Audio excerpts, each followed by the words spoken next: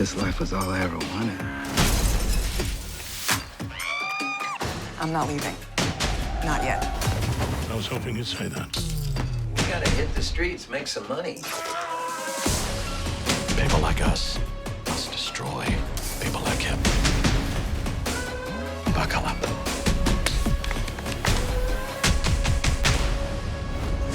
Get Showtime free at Showtime.com. Saturday's UFC fight card. Now, on paper, was not the best fight card. In general, I would say it over-delivered relative to its expectations, although even then some of the fights were a bit of a dud. But in the main event, women's flyweight contest, Jessica Eye, Cynthia Calvillo, and as the result, Cynthia emerges with a clear decision win in her first jump up to 125 pounds. The fight went the full distance. She looked pretty strong. She looked pretty good. To me, it was clearly her fight by the time the fifth round had expired. BC, now that she has gone from 115 to 125 pounds, she beat a previous title contender in this weight class.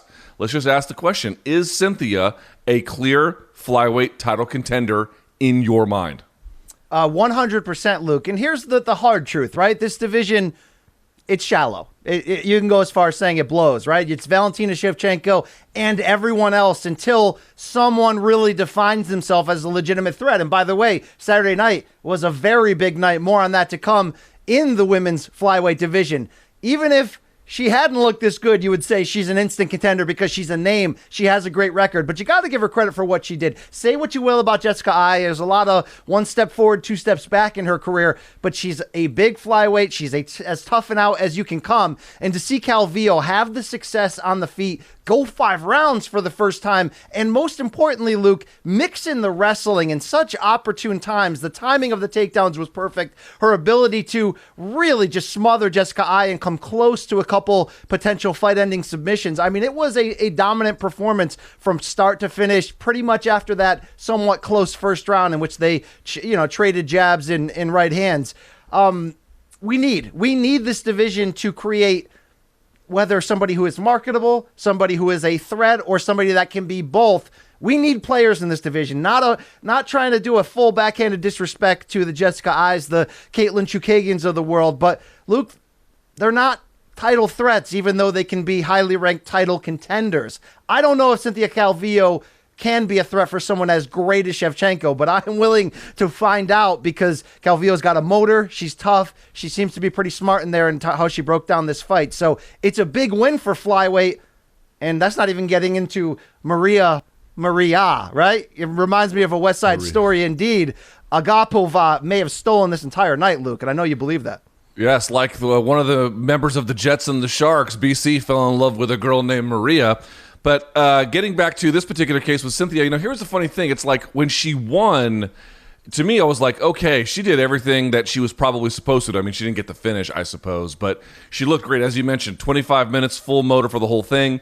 Obviously up a weight class. The cut itself was not a particular challenge. I had spoken to her earlier in the week. She told me how much better she felt with a new team. She was getting all of that worked out now over at AKA, previously a Team Alpha Male. So I think if you're Cynthia, you look at this and you say to yourself, wow, there's a lot of things that went right here. I just also think we got to hold our horses. I like the new fresh blood in that division. I like what she brings. To me, it's a much more interesting fight potentially if she can get past Chukagin, which she may have to face her next, than Chukagin for Shevchenko. At the same time, did I really see anything that would tell me she's a real clear threat to Shevchenko? No, not really. Right? I mean, here's the thing. It's like when Cynthia came into the UFC, dude, she was hitting gator rolls off anacondas, and then when the anaconda didn't work, she would use it like to take the back or to flip people over. I mean, she was doing all kinds of really aggressive, interesting things in the grappling department. She's certainly much more well-rounded now, probably because she has to be, but I don't know that her game is more dynamic, even if it is more well-rounded, which sounds contradictory, but when you think about it, it actually makes sense. So I respect what she's done in growing her overall skill set, and the way she beat Eye, which fairly thoroughly, to me tells you she can jump to the front of that division and create for a new and interesting challenge right away. So you want to have real talk. This is what Luke Thomas is saying. You want to have real talk. The real talk is that there is a ceiling for how good she can get, and that ceiling as far as our eyes can tell us, cannot touch Valentina Shevchenko. That's I don't kind know. of what you're saying, Here- and I don't disagree, Luke. But I'm not saying it's so much the ceiling, because the ceiling would say that we kind of know either what the limit looks like or she's hit it. I'm a little bit pumping the brakes on that. I'm just saying what we saw with I was great. I'm not here to undercut it at all. I'm just saying, given how good that is, and it seemed to be, you know, a pretty full-throated effort, what did you see there that told you that was going to be a tough challenge for Shevchenko? That's fair. Not necessarily anything. I think that's my point. There's a natural transition there to Mariya Agapova, because what I saw there, Luke, and look, it's one fight. It's your UFC debut, right? Like, shout out to a great victory. But what I did see there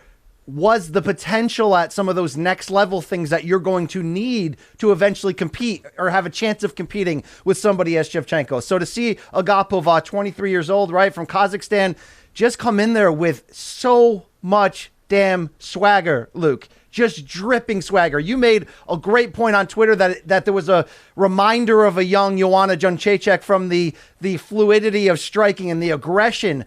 But I just saw not only a future star. I mean, I don't think I've seen someone that strong in the force in a long time, and it scared me then, and it scares me even more now.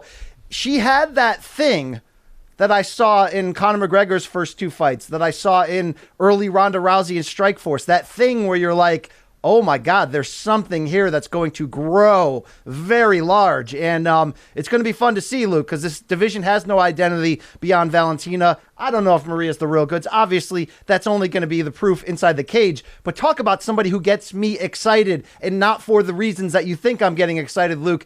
There is a fighter with a style and a flash and an aura that we need to get on board with. Yeah, no doubt about it. She looked tremendous. And you mentioned the Conor McGregor sort of overlap, starting super strong. Bell rings, she's already in range, already knows what to do, already letting her game fly. And I've always talked about this, in modern MMA, it's hard to take someone down and beat them up and then pass and then take the back and choke them out. And you could say, well, we see that every weekend, right? It's just difficult to do. You have to get the takedown. You have to hold them down. You have to methodically pass. You have to wait for them to make an error, force them into one. It gets done. It's just a really labor-intensive way to find a submission.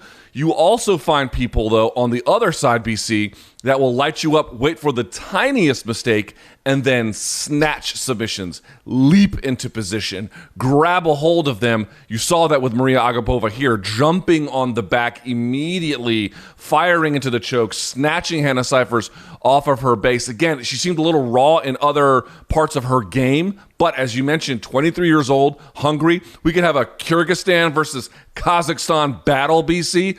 That's what I'm talking about here. These people, I'm telling you, women's MMA, and it deserves to be mentioned here. How many times have you seen a top contender in the UFC that has some kind of Invicta FC background? Dude, it is constant. We don't say it enough, but I don't know where the women's MMA game would be were it not for what Invicta FC is doing, from recruiting talent to grooming them to showcasing them, all the levels in between. We really owe a major debt of gratitude to them. Of course, Mariya Agapova is talented in her own right. I'm simply saying, every time you see someone of these like fresh contenders, whether it's strawweight or bantamweight or flyweight, they all seem to have some background, for crying out loud, in Invicta FC. So I'm very grateful, because they seem to have found her, got her ready for this stage, and she was shot out of a cannon on Saturday. And then just, quickly, this is a testament to hard work. While a lot of what I liked out of Mariya seemed to be like natural sort of, movement and size and all that, to hear her story of going into the Dana White Contender Series, losing, admitting she just wasn't ready and lost, going back to Invicta, getting fights in other organizations, and then coming back ready, right? Moving her life to ATT in South Florida and really committing. It's a little inspiring story there. We'll see where the future brings us. As you know, Luke, you're pretty much one great win away from getting into the top 5 at any point at women's flyweight. This life was all I ever wanted. I'm not leaving. Not yet. I was hoping you'd say that. We gotta hit the streets, make some money. People like us must destroy people like him. Buckle up.